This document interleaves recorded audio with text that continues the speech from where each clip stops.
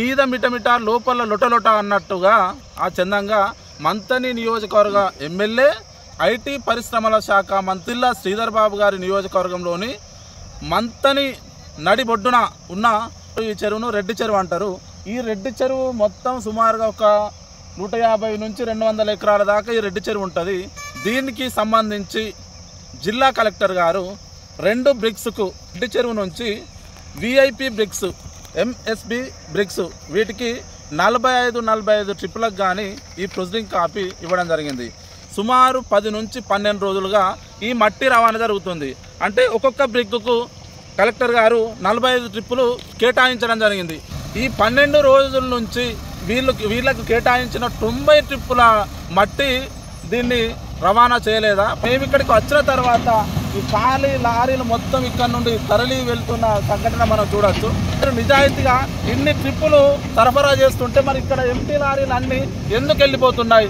మరి ఇంతకుముందు 10-12 రోజుల నుంచి ఇక్కడ ఎందుకు ఈ మట్టిని సరఫరా చేయడం జరిగింది? ఇప్పుడు మిత్రులారా ఇక ప్రత్యక్ష సాక్ష్యం మీరు అందరూ చూడొచ్చు। ఈ లారీలు అన్నీ ఎంత పెద్ద లారీలు అన్ని ఎంటీ లారీలు ఎలా వెళ్తున్నాయో మేము ఇక్కడ ఖచ్చితంగా మీరు చూడొచ్చు। అంటే 90 ట్రిప్పుల పేరుతోటి విక్రమ రవాణా జరుగుతుందంటే మట్టి రవాణా ప్రజల సొమ్ము, ఇదంతా ప్రజల సొమ్ము। జిల్లా శ్రీధర్ బాబు గారి అండదండలతో ఇక్కడ మంతని నియోజకవర్గంలో ఉన్న స్థానిక కాంగ్రెస్ పార్టీ నాయకులందరూ కలిసి మొత్తం మంతని గద్దలు పీక్కుతిన్నట్టుగా మంతని నియోజకవర్గంలో అక్రమ మట్టి రవాణాకు వీళ్ళు తెరలేపడం జరిగింది। ఇప్పుడు మీరు చూస్తున్నట్టుగా మొత్తం ఎంటీ లారీలన్నీ ఇక్కడ నుంచి మేము వచ్చిన వెంటనే ఈ తరలిపోయే ఘటనను మీరు చూడవచ్చు। అలాగే అక్కడ మీరు చూడవచ్చు మేము ఇక్కడికి రావడంతో అవన్నీ పెద్ద జేసీబీలు ఇక్కడ ఒకటి అక్కడ 2 ఈ జేసీబీలు అన్నీ అక్కడికి పక్కకు పోయిన సంఘటన కూడా మీరు చూడవచ్చు। ఎవరి సొమ్ము ఎవరు తరలించకపోతాను? కలెక్టర్ గారేమో 90 ట్రిప్పులకు ఇస్తే ఇప్పటికీ 900 ట్రిప్పులు అక్రమంగా సరఫరా చేసిన ఈ సంఘటన మరి ఇక్కడ మైనింగ్ అధికారులు కానీ అలాగే సంబంధిత పోలీస్ అధికార మిత్రులు కానీ ఎవరు కూడా ఇంత అక్రమ రవాణా జరుగుతున్నా ఇక్కడ చోద్యం చూస్తున్నారు తప్ప దీన్ని అడ్డుకోవడానికి ఎవరు ప్రయత్నం చేస్తలేరు। ఎలా తరలిపోతున్నాయో లారీలు ఇవన్నీ ఎలా తరలిపోతున్నాయో మీరు చూడొచ్చు।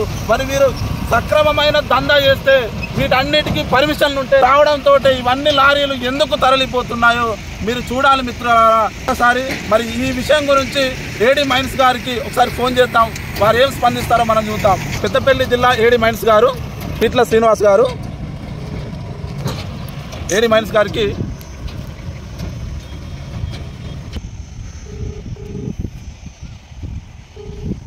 మరి ఈయనకు జీతం ప్రజల పన్నుల చేత జీతం వస్తుందా లేకుంటే ఈయనకు ఎవరన్నా కాంగ్రెస్ పార్టీ కార్యాలయం నుండి నెల జీతం ఇస్తున్నారా?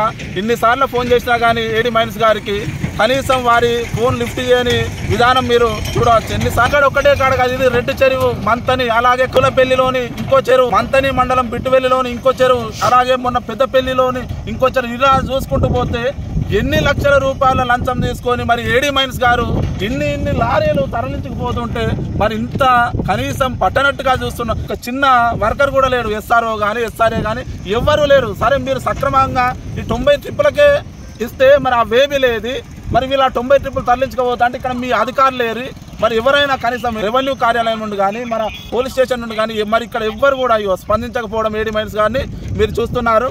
మరి ఈయన కాంగ్రెస్ పార్టీ కార్యకర్త లేకుంటే జిల్లా భూగర్భ గనుల శాఖ అధికార ఏడీ శ్రీనివాస్ గారు వారికే తెలియాలి। ప్రజల సొమ్మును అక్రమార్కులు అధికార పార్టీ వాళ్ళు దోచుకుంటూ పోతున్నా కానీ మేము వారికి సపోర్ట్ చేస్తాం, వారి వెన్నంటే ఉంటామంటే మాత్రం మేము ఉపేక్షించేది లేదు। దీన్ని చట్టపరంగా ఎదుర్కొంటాం।